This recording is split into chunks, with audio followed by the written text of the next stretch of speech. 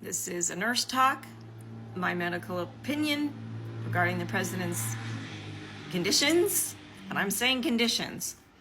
Look at him. What's new is that the puffiness around his eyes. That's called periorbital edema, swelling in the eye orbits around both eyes.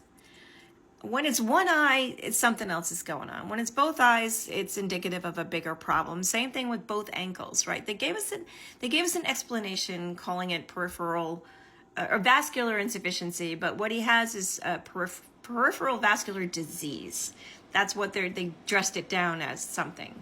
But the bottom line is this.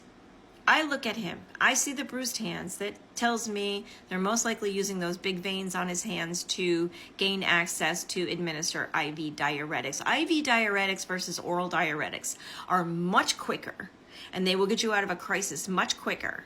I'm listening to him speak, and at times he sounds very short of breath. That happens with congestive heart failure.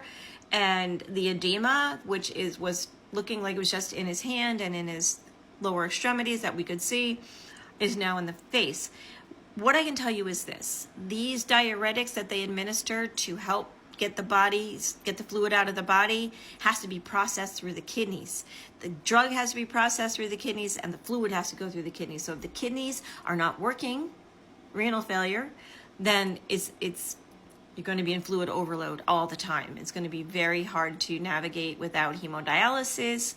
It is a potentially serious problem if I am right.